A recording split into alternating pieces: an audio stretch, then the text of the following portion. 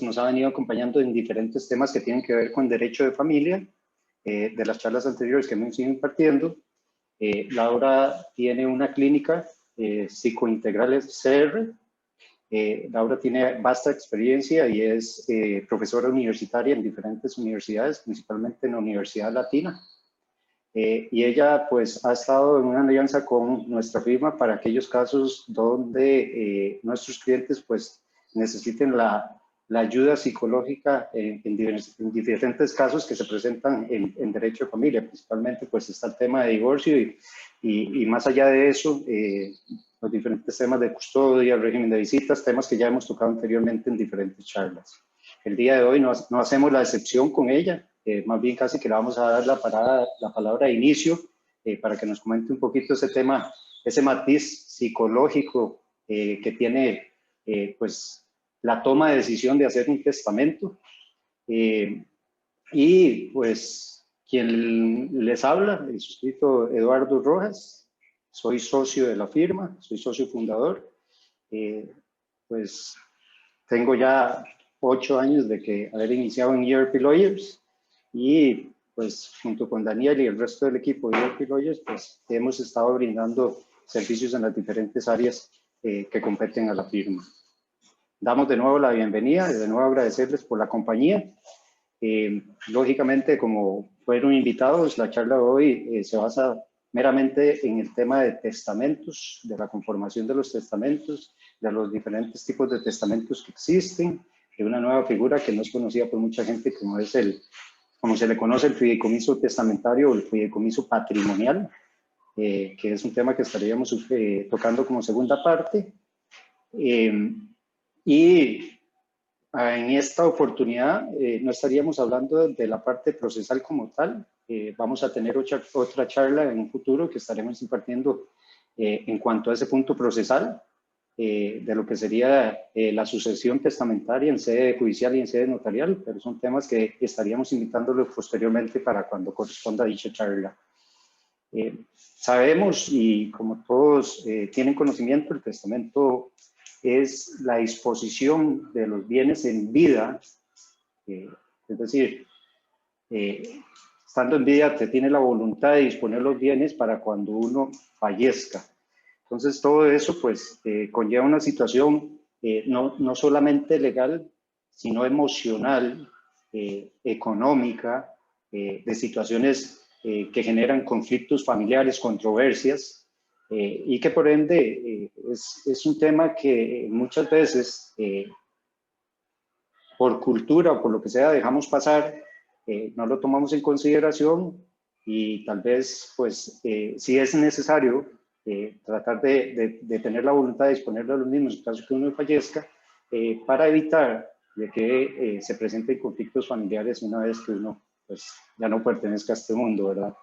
En ese sentido, vamos a entrar y darle la palabra a la licenciada, la doctora Laura Gutiérrez, para que nos explique un poquito, que es importantísimo, este tema desde el punto de vista psicológico, del por qué la gente no toma pues, la decisión de disponer los bienes estando en vida, y es un tema que mucha gente lo piensa, pero que a la postre pues le da temor en muchas ocasiones. Entonces, le cedo la palabra a Laura para que nos comente un poquito sobre este punto. Claro que sí, buenas tardes a todos los que nos están acompañando hoy. Es un placer estar nuevamente con ustedes. Y pues bueno, como Eduardo lo dijo en la introducción, el tema del testamento tiene una parte psicológica muy importante. Si bien es cierto, la mayor parte del tiempo podríamos pensar que el testamento es un asunto legal y ya. Entonces, ¿qué está haciendo Laura aquí? ¿Verdad? Pero hay varios aspectos importantes de introducir en el tema. Y es que en muchas ocasiones hay personas que no hacen testamentos de manera previa por miedo.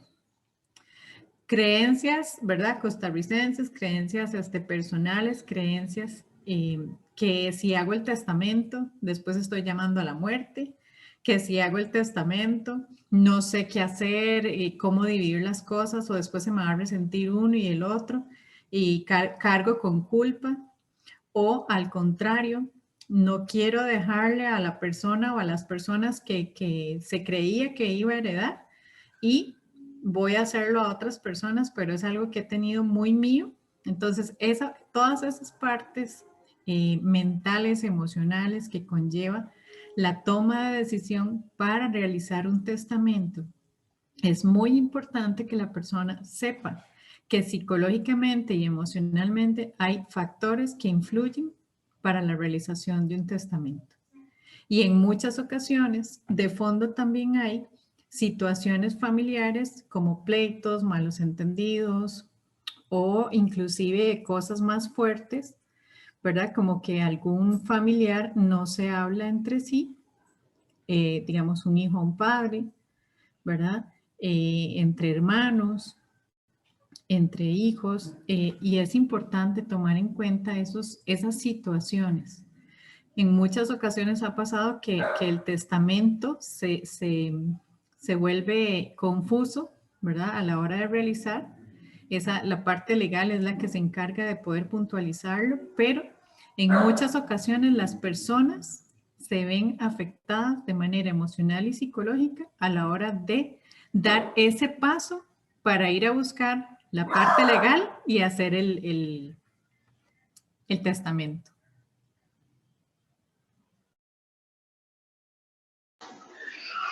Yo creo que en ese sentido hay factores desde el punto de vista legal que podrían tal vez minimizar ese temor de las personas de llegar a hacer un testamento. Y en esto pues ya quisiera darle la palabra a Daniel un poco, porque la ley establece, y es ahí donde queremos ir entrando un poquito ya en materia, las diferentes formas de testar.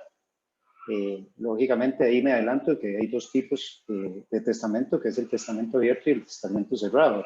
Ahí nos van a hablar un poquito de las diferencias del uno del otro, pero más allá de eso, podría impulsar de alguna manera a la gente que no necesariamente el testamento tiene que quedar a la vista de cualquier persona. Lógicamente el testamento abierto sí, porque tiene un procedimiento ahí de cumplimiento para que sea válido, y va a estar en una institución gubernamental donde se puede acceder al mismo, cosa que nos va a venir a explicar Daniel. Pero también va a ver las características que tiene el testamento cerrado, donde el testador va a poder disponer los bienes sin que posibles personas, terceras personas, sea que vayan a ser herederas o no, puedan tener acceso al mismo y saber si se les está dejando algún bien, porque en realidad de eso se trata el testamento, es poder disponer de los bienes que va a dejar la persona una vez fallecida, pero en esto pues puede evitarse conflictos que se van suscitando hasta estando en vida la persona que está heredando. Bueno, que quiere disponer los bienes a través de un testamento. Entonces, Daniel, tal vez ahí sí vamos entrando en materia con estos tipos de testamentos. Claro, bueno, buenas tardes. Primero que todo, a todas las personas presentes, les agradecemos muchísimo la participación. Como bien dice Eduardo, hay dos tipos de testamentos. Primero, es muy importante hacer hincapié en por qué un testamento, ¿verdad? Es realmente importante que las personas, sea cual sean sus bienes a legar o a heredar, redacten un testamento. Es realmente importante porque es la última voluntad. Cómo desean esas personas que estos bienes sean heredados y distribuidos una vez que fallezcan, ¿verdad? Y el testamento, el testador puede heredar o legar una gran cantidad de bienes, de situaciones, pueden ser propiedades, pueden ser dinero, vehículos, incluso joyas, negocios, obras de arte, un montón de cosas, incluso se pueden heredar derechos también, que eso ya es más entrando a detalle. Y realmente una de las cosas más importantes de un testamento es que realmente evita conflictos entre familiares, personas allegadas, quienes están dentro de un testamento, quienes no, ¿verdad? Eso evita muchísimo ese tipo de disputas familiares, ya que debe respetarse la última voluntad del testador, ¿verdad? Quien dentro de sus facultades y usando las mismas, redactó o acudió ante un notario público a redactar este documento y esas fue su última voluntad. Entonces, Existen en el ordenamiento jurídico costarricense dos tipos de testamentos. Existe el testamento abierto y el testamento cerrado. Vamos a iniciar explicando un poco el testamento cerrado. Tal como lo dice su nombre, el testamento es un documento privado, ¿verdad? Que el testador redacta, ¿verdad? Él propiamente, por lo que el contenido va a ser confidencial o con lo que en él quiera compartirlo, pero normalmente es confidencial totalmente y únicamente lo sabe el testador. Ahora, este testamento puede ser redactado a mano, incluso, o bien utilizando una computadora. Sí debe llevar la firma del testador. Esto es un requisito indispensable.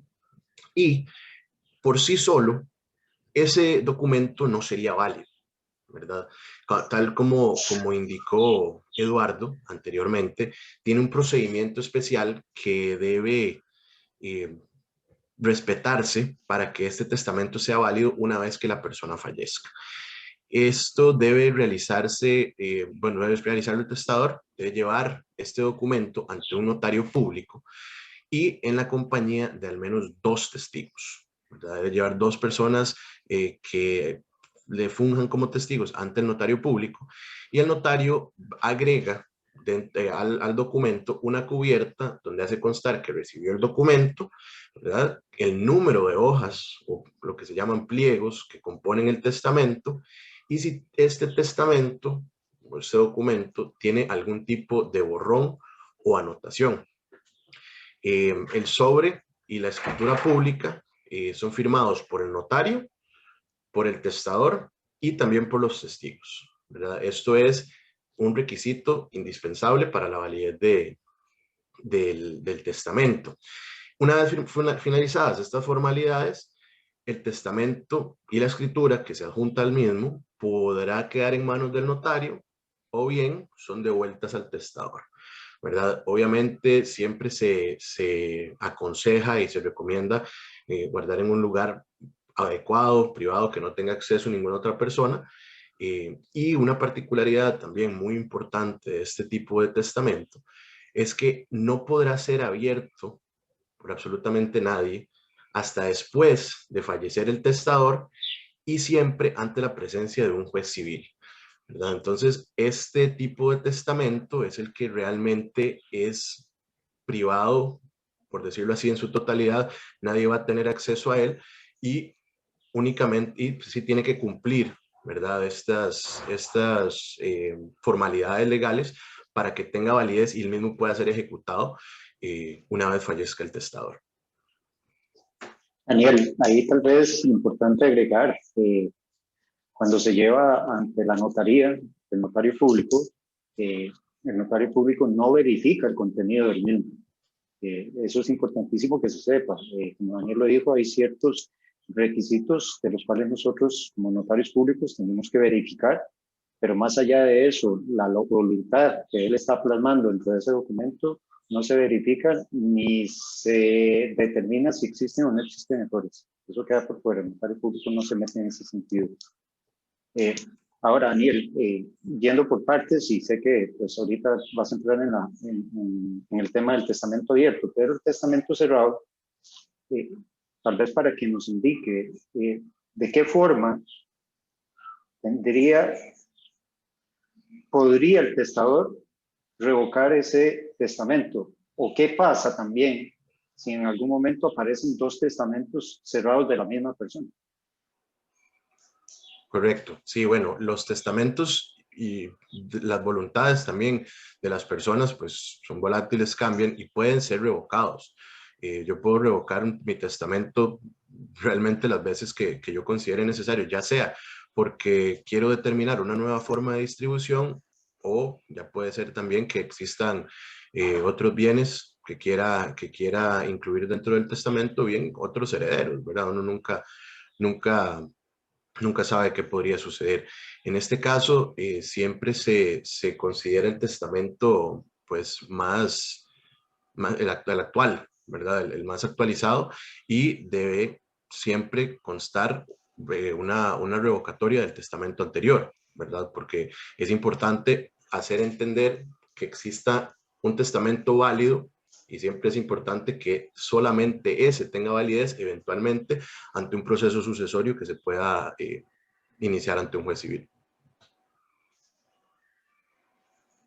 Ok, hago un paréntesis para todos aquellos que nos acompañan. En caso de que vayan teniendo algunas consultas, les agradecemos que nos las indiquen por el chat de Zoom, para que las vayan haciendo y en algún momento vamos a dejar un espacio para poder responder a dichas consultas.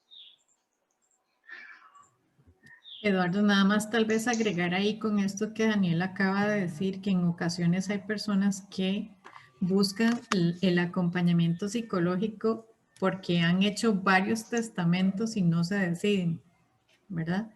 Y entonces los cambian y los cambian y porque sienten como culpa, porque sienten situaciones ahí en medio de lo que están, ¿verdad?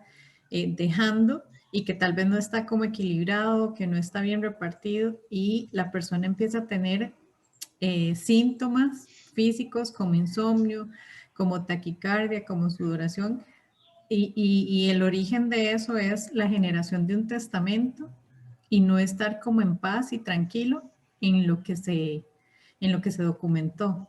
Porque hay personas que lo cambian bastantes veces. Esa parte es importante. No, interesante. Sí. Hemos tenido casos donde viene un cliente y nos consulta de que realmente él ha hecho X cantidad de testamentos, que todos han sido cerrados, que de alguna manera lo ha hecho por presiones, y cuando ya entramos en detalle en materia, nos damos cuenta que esos testamentos ni tienen los requisitos mínimos legales y que de alguna manera van haciendo esos tipos de testamentos con tal de complacer a todas aquellas personas que de una u otra manera los están presionando. Y esto lo digo, no clientes en avanzadas edades. Le hablo de clientes que tal vez es un tema meramente de interés, donde conocen de que tienen muchos bienes y desde una edad temprana los están presionando, ¿verdad?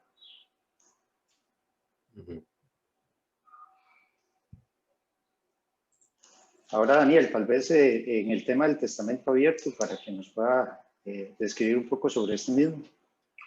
Claro, bueno, un testamento abierto, nuevamente, como dice su nombre, se realiza de forma abierta y se debe realizar ante un notario público, ¿verdad? Este testamento se redacta en una escritura pública, obviamente, ¿verdad? Y una de las características principales es que, a diferencia del testamento cerrado, acá deberán comparecer 3 testigos, ¿verdad? Es un requisito indispensable para la validez del testamento.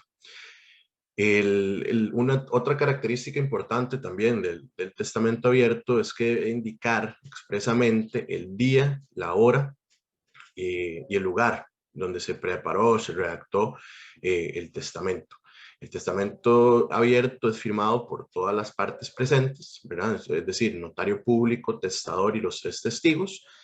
Y a diferencia del testamento cerrado, una vez que el testamento ya es redactado, el notario procede a realizar el trámite de guardar este testamento, de llevarlo al Archivo Nacional, ¿verdad? Que, como decía Eduardo, es una institución gubernamental y acá quedará en custodia, ¿verdad? Este hecho de que este testamento se guarde en el Archivo Nacional va a evitar cualquier posible alteración por parte de terceros y va a asegurar al testador y también a sus herederos que el contenido no se va a modificar. Daniel, ¿podría cualquier persona ir al archivo notarial para preguntar sobre el testamento de alguna persona en particular o tiene algún tipo de limitación? Deberá ser un tercero interesado, ¿verdad?, que demuestre su derecho o bien una vez iniciado un proceso sucesorio. Pero para poder consultar, entonces tendría que demostrar de que sobre la persona que consulta ¿Tiene que llevar alguna certificación de defunción o no necesariamente? No, sí, correcto. Para poder verificar sobre el testamento hay que demostrar sobre la defunción de la persona a quien se va a consultar. Okay. Entonces, en ese caso, aunque sea testamento abierto, los posibles herederos no se podrían dar cuenta con antelación si no son informados directamente por el que dispone en vida. Es correcto.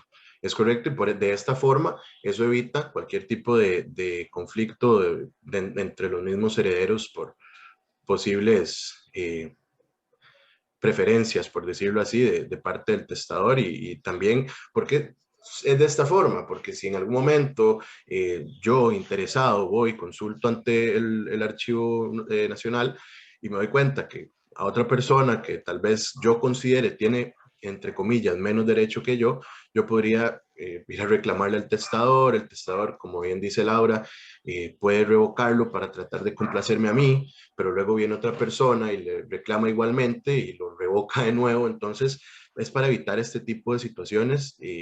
Obviamente se puede revocar el testamento, pero intentando que la persona testadora no tenga presiones externas para realizarlo.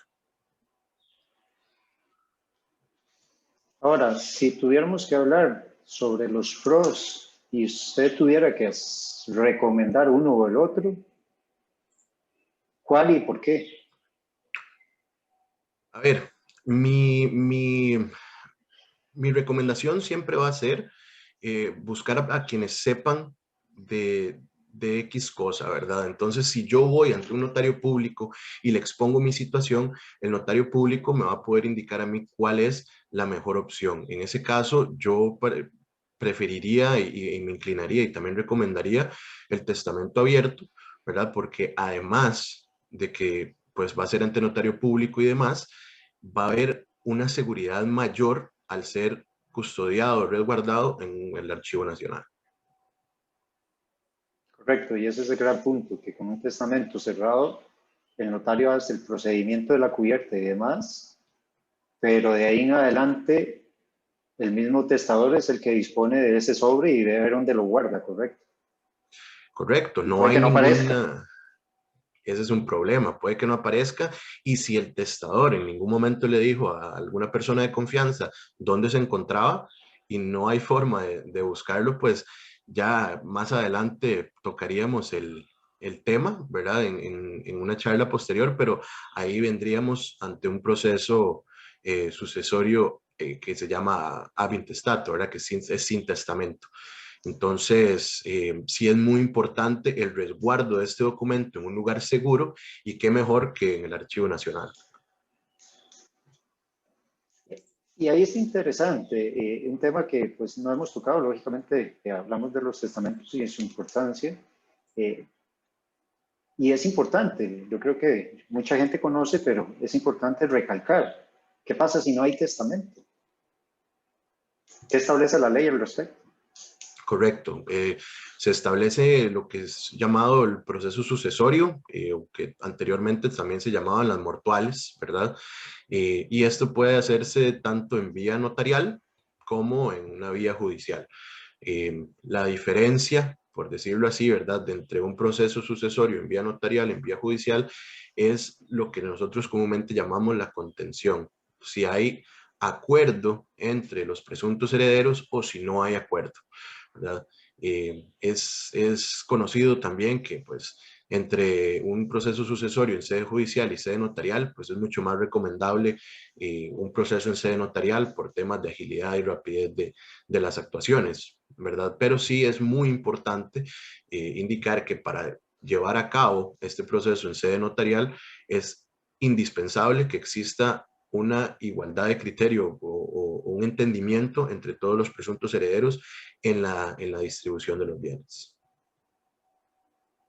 Importante rescatar también de que el ordenamiento jurídico ya establece el orden jerárquico de derechos de heredar, ¿verdad? Cuando no hay un testamento.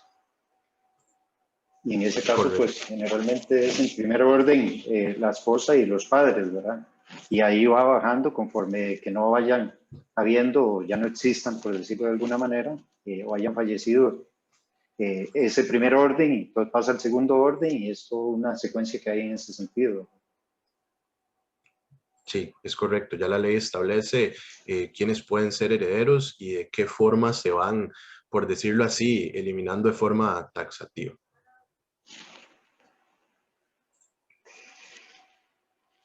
Daniel, ¿quiénes pueden heredar? Bueno, ¿quiénes pueden heredar? Hay una lista, como bien hablábamos, de quienes tienen derecho, ¿verdad? Que pueden ser los padres, los hijos. En realidad, uno en un testamento privado y abierto, que uno lo realice, uno puede heredar realmente a casi quien uno quisiera, ¿verdad? Yo podría, aunque no sea familiar mío, pues ya sea heredar o legar un bien determinado o una comunidad de bienes, ¿verdad? Existe algunos criterios encontrados en cuanto a algunos sujetos que no pueden heredar, personas que son, perdón, que acá se me pegó, sí, personas que hayan cometido algún delito en contra de la persona testadora, ¿verdad? Si la persona testadora decide en un testamento no incluirlos y ellos en vía judicial quieren reclamar algún tipo de derecho, pues no tendrían el derecho, ya que han cometido algún tipo de delito en contra de la persona testadora. Eso es un ejemplo de muy bueno de quiénes son las personas que no tendrían derecho a recibir ningún tipo de herencia. ¿Y puede testar cualquier persona? Ok, ese es otro tema. La ley establece quienes no pueden realizar un testamento. El Código Civil específicamente indica que las personas menores de 15 años no pueden realizar testamentos. Las personas con algún tipo de discapacidad mental, ¿verdad? Estos tampoco pueden realizar. Y aquellas personas que no puedan leer ni escribir no pueden realizar un testamento cerrado, ¿verdad? Eso es importante indicarlo. Sí pueden realizar un testamento abierto, ¿verdad? Que sería acudir ante un notario público para que éste redacte el testamento, pero no podrían hacerlo de la forma cerrada, que es llevar el documento ya redactado ante un notario para realizar el trámite. En algún momento ya de la charla hemos conversado sobre el tema de revocar, de hacer modificaciones al testamento. Consulto, ¿podríamos hacer modificaciones a un testamento de manera parcial, quedando dos testamentos vigentes? Se pueden hacer modificaciones al testamento y se pueden revocar algunas partes, ¿verdad? Y quedaría, en caso de ser en el testamento abierto, se enviaría la modificación o la revocatoria del testamento al archivo notarial y sí quedaría vigente, obviamente, como le indicaba al principio, el más actual. Laura, ¿alguna adición desde el punto de vista psicológico de lo que hemos conversado hasta acá?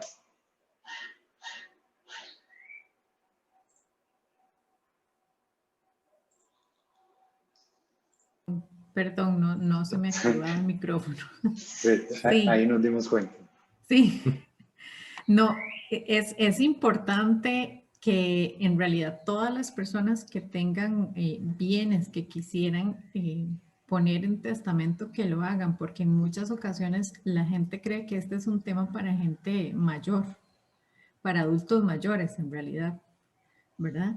Y la verdad es que la idea es que se pueda hacer de una forma preventiva también para que no hayan situaciones fuertes a nivel familiar después, con situaciones que se sobrevengan como cualquier enfermedad o algún accidente, ¿verdad? Que pueda imposibilitar a la persona a que realice un testamento, ya sea porque pierde la vida de manera repentina o porque alguna enfermedad podría hacer que la persona no tenga la potestad para realizarlo, ¿verdad? Y como ustedes han dicho, recordar que el testamento siempre es revocable por el otorgante, ¿verdad?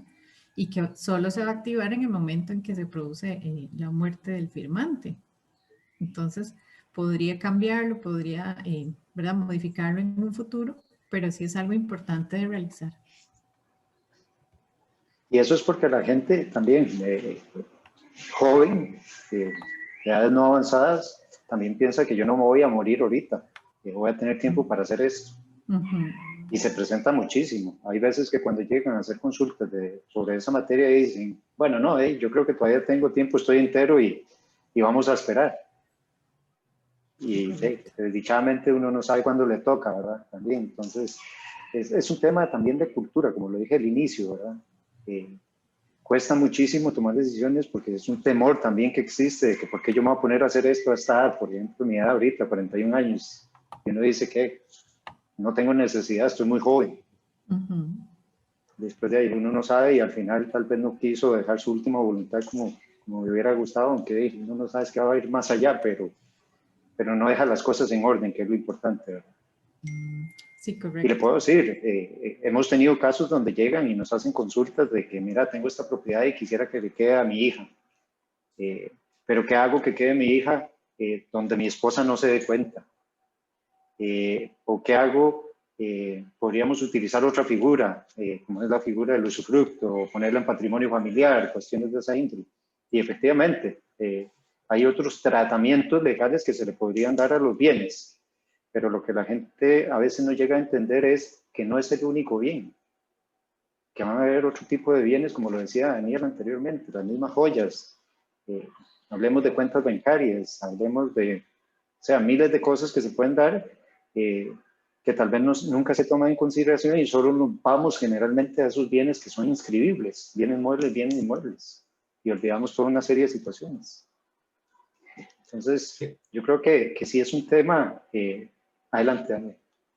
Agregando un poco a esto, quería dejar claro un poco, porque tal vez había estado usando un par de términos ahí de herederos y de legatarios, ¿verdad? Mucha gente me dirá, ¿qué es un legatario? Ahora, esto se determina de la forma en que el testador va a heredar bienes, ¿verdad? Se llaman herederos o herederos universales cuando el legatario, la comunidad de sus bienes, los hereda por partes iguales, ¿verdad? Esto es, soy heredero, bueno, son herederos universales, se va a repartir la herencia en partes iguales, no sé si son 25, en partes iguales. Ahora, si en el testamento yo digo, y como bien dice Eduardo, hay cosas, bienes no inscribibles que son objeto de ser heredados o de ser legados. Yo tengo un reloj que yo me acordaba que a un sobrino le gustaba mucho, entonces este reloj tal y tal se describe y se indica que esto será de X persona. Entonces, eso es un legatario, cuando yo como testador especifico cuáles bienes son para cuál persona. Entonces, ahí tal vez para hacer el hincapié en que esa es la diferencia entre herederos universales y legatarios. Ok. Veo que tenemos un par de consultas en el chat. Mientras que vamos viendo estas dos consultas, los insto a que consulten, que evacúen cualquier duda que tengan en ese momento. Vamos a hacer este paréntesis para después entrar en otro tema, que es el fideicomiso testamentario patrimonial. Leo la consulta de doña Adriana Mayorga, que dice: buenas tardes, entonces ambos no son revelados, únicamente mortis causa. Daniel. Correcto, sí, correcto. En el caso del archivo notarial, como se indica, pues es obvio que se debe acudir al archivo con los requisitos, y en caso de ser un testamento cerrado, pues únicamente podrá ser abierto ante el juez civil cuando se realice el proceso sucesorio. Entonces es únicamente mortis causa. Don David Leitón nos dice: al morir el causante, si el sucesorio es notarial, el notario solicita el testamento al archivo o lo solicita alguno de los interesados. Normalmente, cuando se realiza el trámite de sucesión notarial, pues se incluye en el servicio y no hay problema en que lo solicite el notario, pero también lo puede presentar alguno de los interesados. Don Alfredo Rojas nos consulta cómo se hace para delimitar correctamente los activos inscritos y no inscritos que deben de tomarse en cuenta. Es decir, ¿cómo arranca uno a hacer ese listado para definir activos? No sé si es una pregunta muy básica, pero no tengo idea. No, no, es una buenísima pregunta porque muchas veces las personas no saben o cómo, como dice bien don Alfredo, cómo delimitar qué es lo que yo quiero heredar o legar. Y eso realmente va a depender de cada persona, del testador, ¿verdad? Porque incluso un testamento puede dejar por fuera algunas cosas, ¿verdad? Propiedad mía que yo no necesariamente está inscrita y que no está incluida tampoco en el testamento. Entonces, realmente, don Alfredo, para responderle su pregunta, esto va a depender de la voluntad del testador, de cuáles son los bienes no inscribibles que yo quiero heredar o testar a las personas que yo quiera incluir dentro del testamento. Ahí tal vez Ahí es es importante. importante, perdón, Eduardo, mencionar Adelante. que a veces muchas personas, y parece como vacilón, pero que dicen es que yo necesito dejarle ciertas joyas a cierta hija y ciertos suéteres y ciertas cosas, ¿verdad? Que también la gente creería que tal vez un testamento es solo como bienes materiales, pero que también se pueden puntualizar ese tipo de cosas, ¿verdad? Sí, correcto. Ahí lo difícil, y se pueden listar, en realidad sí se pueden listar, describir como corresponde. Ahí lo que sucede dentro de la experiencia nuestra es que esos bienes que son movibles generalmente, el caso de relojes, el caso de joyas, el caso de, eh, no sé, no digo las acciones de una sociedad, que ahorita podríamos entrar en ese tema, pero aquellos bienes que realmente son materiales de cierto valor, lo difícil de esto es que la experiencia nos ha dicho de que cuando abrimos un testamento o sacamos un testamento abierto para un proceso, ya sea en sede notarial o judicial, y describe una serie de bienes que no son inscribibles, de un pronto a otro los mismos herederos dicen, yo no sé dónde están. Y empiezan ahí, se suscita un problema porque el tema va más allá. Empiezan a echarle la culpa a uno al otro, que en el momento de la muerte, mientras que estuvimos en el funeral, esta persona desapareció y se fue a la casa a buscar ciertas cosas. Y así se nos presenta en los casos. Entonces, no solamente es enlistar, que sí es lo más apropiado, sino también tener claridad de dónde se tienen dichos bienes. Generalmente bienes de valor se encuentran en una caja de seguridad. Hay cajas que tienen los bancos específicamente para esos fines, para mantener documentos de alto valor, joyas, certificados de acciones que no tienen beneficiarios, cuestiones de esa índole, que en el momento de un proceso, sea judicial o notarial, se le puede solicitar al banco la apertura de esa bóveda o de esa caja para poder determinar los bienes que se encuentran en la misma que fueron indicados dentro del testamento. No sé si con eso pues abordamos las consultas de las tres personas.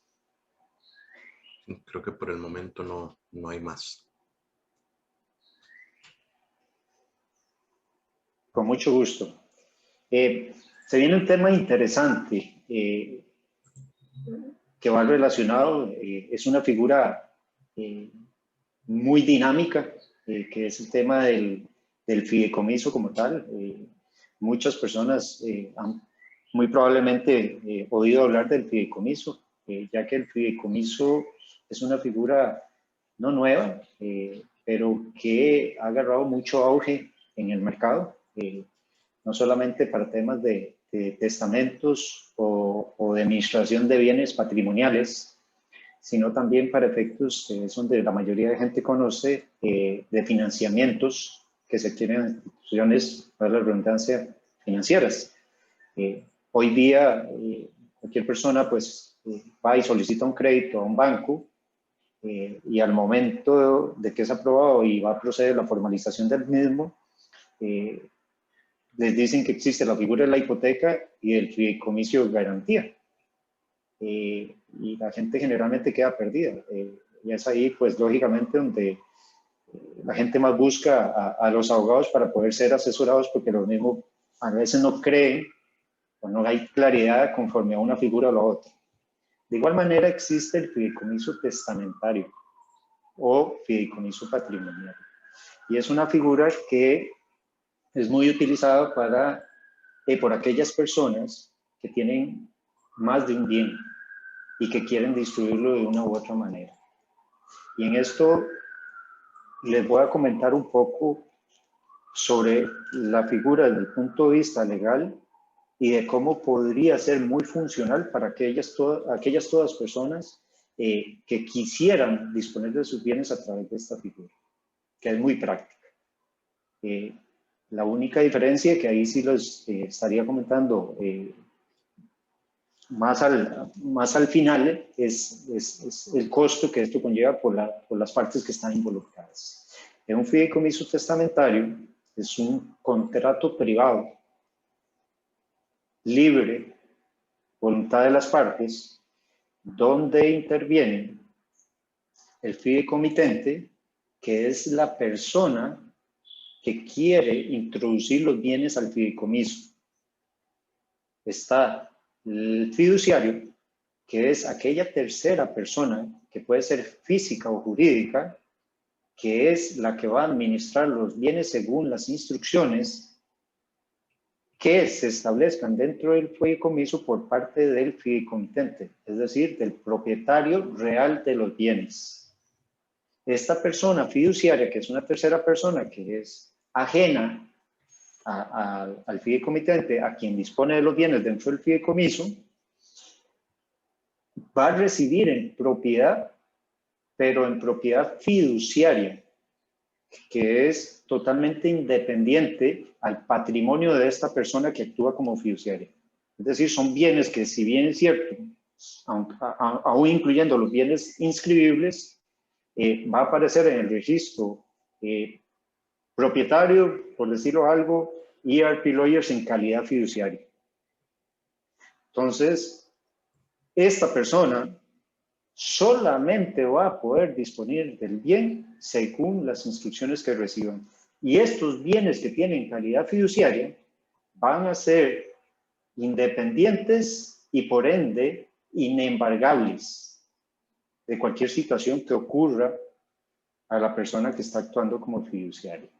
Es decir, si por X razón ERP Lawyers tuviera una demanda en contra y es condenado por un juez a pagar daños y perjuicios, y ERP Lawyers no paga a esta persona,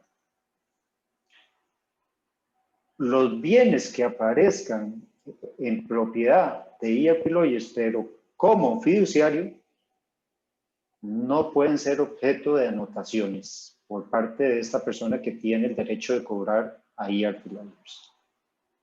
Entonces, son puntos muy interesantes y en dos sentidos. Uno, porque de cierta forma yo dejo de ser propietario registral o material de los bienes que quiero intrometer entre el fideicomiso. Y aparte de eso, hay un punto que me queda a favor. Si ya yo meto los bienes dentro del fideicomiso, ya no van a aparecer bienes a mi nombre. Y por ende, si hay una situación que se me presenta a mí como fideicomitente, es decir, una situación personal, o digamos hasta los bienes de una sociedad, los se pueden meter también. Todos esos bienes quedan fuera de mi patrimonio y no podrían ser perseguidos por terceras personas. Ahí sí, si no me voy explicando en algo y estoy siendo bastante pausado para tratar de que lo vayan entendiendo, me van diciendo. Y me queda una tercera persona que entra dentro del fideicomiso, que es el fideicomisario. Y pueden haber fideicomisarios principales y fideicomisarios secundarios. Los fideicomisarios principales son aquellas personas beneficiarias. Es decir, aquellos que van a recibir en el momento en que la persona que transfirió los bienes al fideicomiso fallece. Y están los fideicomisarios secundarios que no son obligatorios, pero que el fideicomitente tiene la posibilidad de dejar como segunda opción en caso de que los fideicomisarios principales no estén en vida cuando éste fallezca.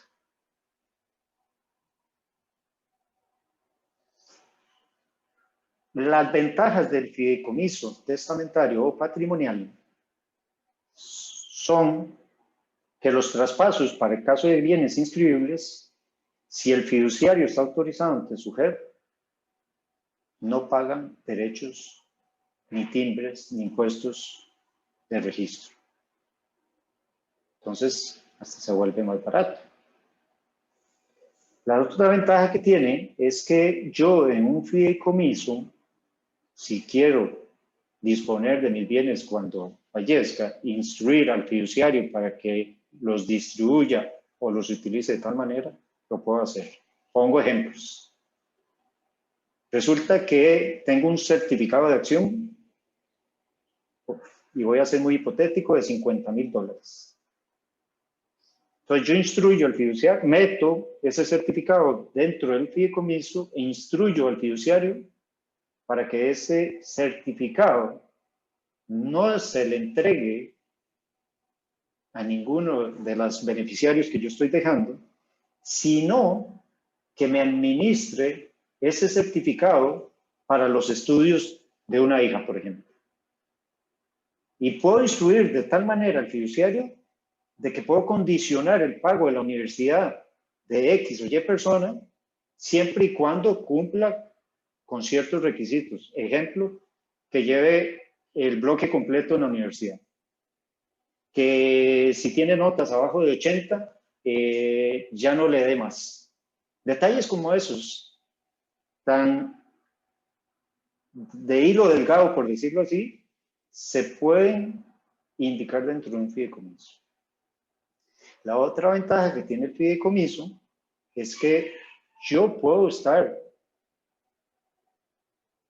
cambiando mi parecer o mi voluntad constantemente sin tener que revocar el fideicomiso, sino que nada más modifico la cláusula de donde quiero cambiar. ¿Qué podría ser un tema que me lleve a mí a no preferir el fideicomiso? Que hay un fiduciario, que hay una tercera persona que está administrando los bienes y por ende tiene ciertas responsabilidades y ciertos derechos. Y uno de los derechos que tiene el fiduciario es cobrar un fee, un honorario, al fideicomitente por la administración de esos bienes, que queda determinado entre el fideicomiso. Y generalmente es dependiendo de todas las instrucciones que se generen, va a variar, pero generalmente es un fee anual. El mismo fideicomiso patrimonial podría tener instrucciones para el fiduciario de que se administren ciertos bienes de tal manera, todavía estando en vida el fideicomitente. Entonces, es una figura bastante interesante porque en realidad facilita muchísimo la situación, separa mis bienes de mi persona, separa los bienes del patrimonio del fiduciario, se vuelven independientes y no son sujetos de embargo y de nada por el estilo. Entonces es una figura que es utilizada muchísimo por personas que ya pues tienen, como se los dije al inicio, tal vez más de 2 o 3 bienes y que tal vez tienen ciertas materiales de valor que quisiera que se distribuyan o que se utilicen de tal manera y que también saben que van a dejar un legado de X cantidad en efectivo y que quisieran que se lo administren de tal forma como para no una persona reciba, no sé, por decir otro caso hipotético, $200,000 de entrada y vaya y se los tire encima y más bien se desordene la vida. Caso de hijos, que es bastante común. Entonces, esta es la otra figura que les quería exponer. Es una figura que muchas veces cuesta entender. Quise ser lo más claro y sencillo posible, sin utilizar mucho término legal. Espero que haya sido bastante realmente explicativo. Y más bien en este momento, pues dejo a los presentes para que hagan sus consultas respectivas con respecto a esta figura, o con respecto de nuevo, volviéndonos un poquito al testamento abierto o cerrado.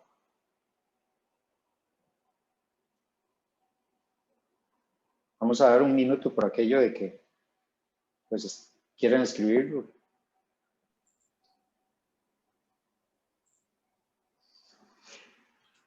Mientras tanto voy a ir comentando otro punto y que ahí sí quiero la intervención de tal vez de Laura. Laura, yo creo que es una figura difícil de entender. A mucha gente le cuesta entender que tiene que desprenderse de los bienes a título personal o a título de una sociedad para poder tenerlos ahí administrados por una tercera persona.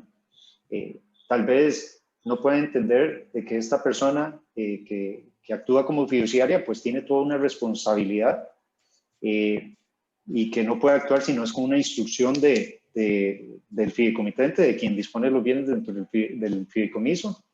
Entonces, yo creo que también ahí es importante ese tema psicológico, ¿verdad? Y de qué forma poder uno hacer entender a la gente de las ventajas reales que tiene esta figura, ¿verdad?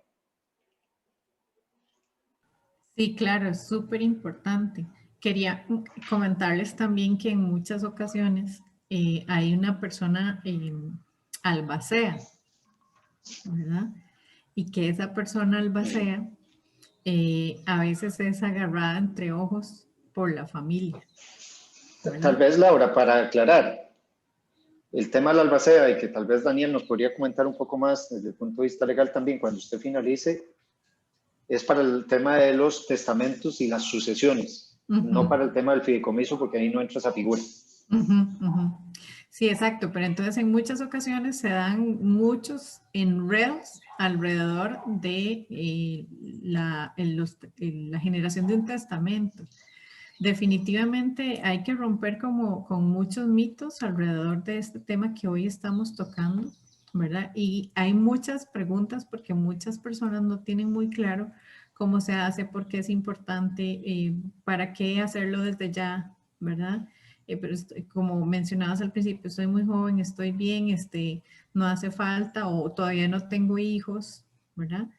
Sí es importante realizarlo y es importante a nivel integral poder dejar las cosas claras y ordenadas, ¿verdad? Es parte de una característica de una buena salud mental también poder tener ordenado a nivel legal y a nivel social las cositas de uno, como dice, ¿verdad?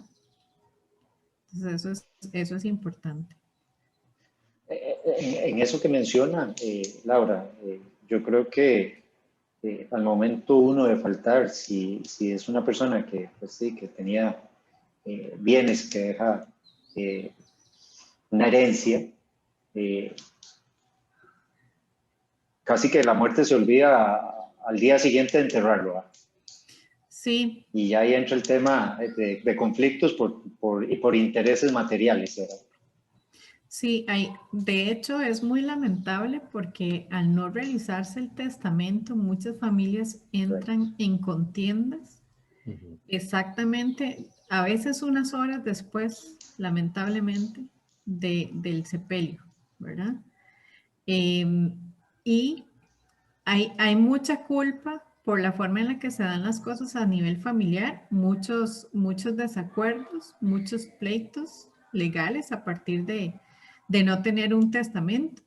Y además de eso, un distanciamiento familiar que lejos de favorecer el acompañamiento como familia, como tribu, para la pérdida de esa persona importante que era para todos, más bien se vuelve un caos, ¿verdad? Y una forma de disputas. Y entonces la familia se aleja y se entran en muchas situaciones que ahí ustedes entran, ¿verdad? En juego, porque los buscan ustedes para ver entonces cómo hacemos, porque habían tales terrenos y habían tales situaciones que no quedó a nombre de nadie, que hay que abrir ¿verdad? Un proceso sucesorio y todo, pero que las personas no dicen, es que eso no hubiera sido lo que mi papá quería, así no lo hubiera repartido a él, así no lo hubiera hecho, así. Y él me había dicho que era una parte mía. Y él me había dicho Exacto. que la casa de tal lugar iba a ser para mí, y que el lote para fulanito. O yo fui la que siempre estuve cuidándolos más, entonces a mí me debería de tocar más, ¿verdad?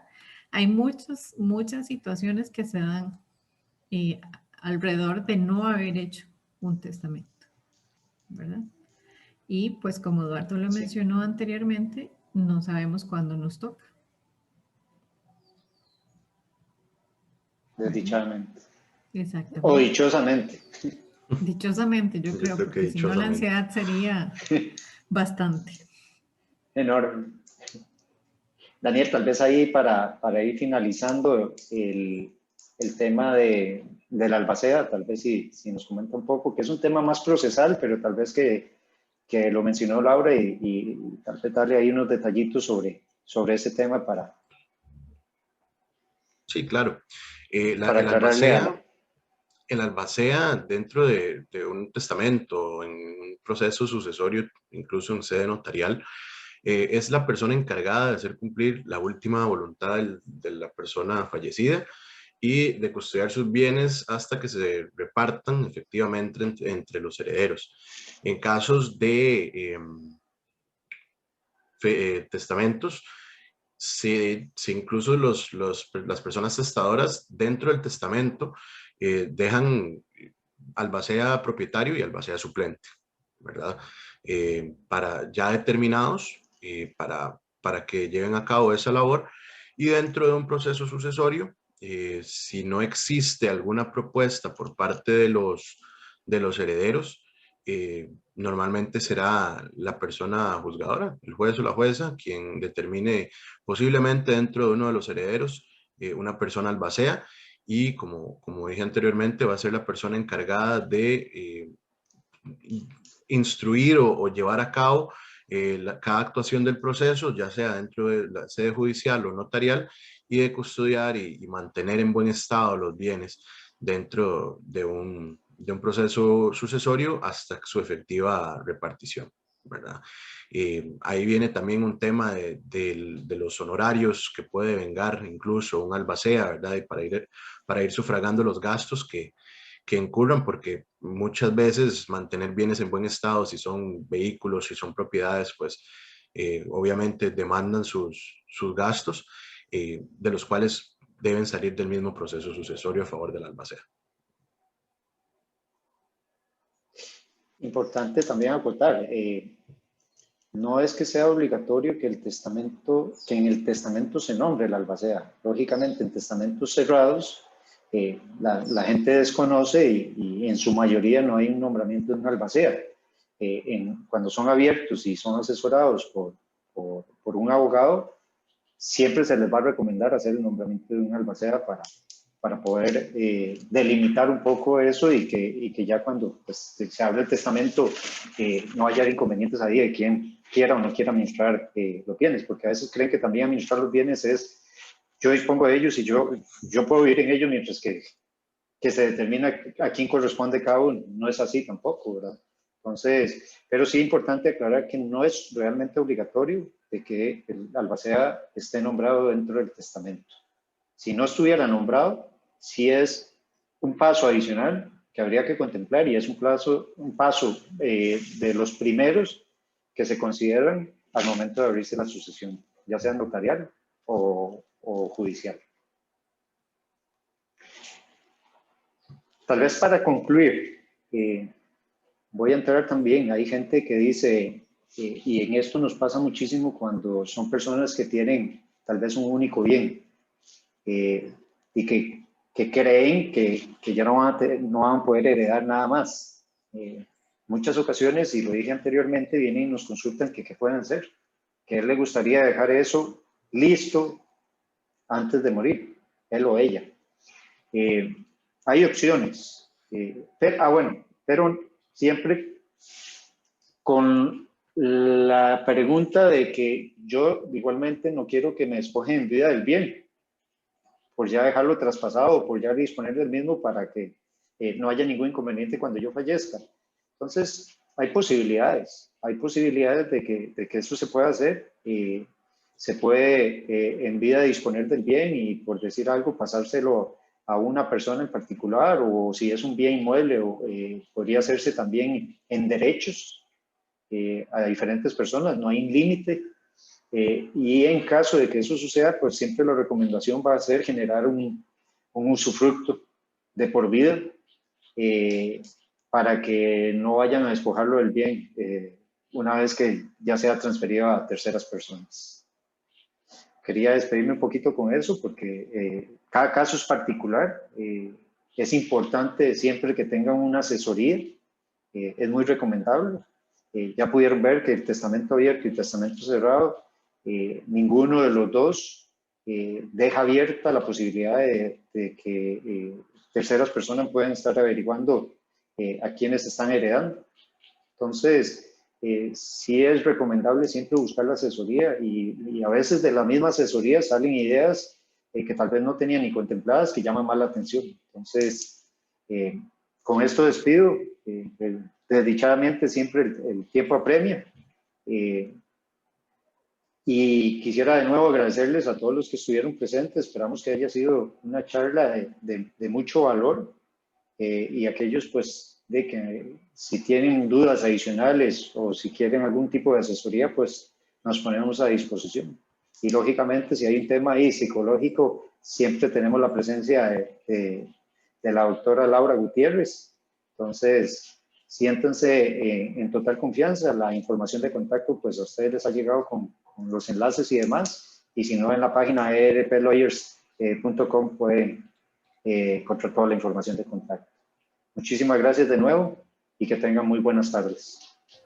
Buenas tardes, gracias.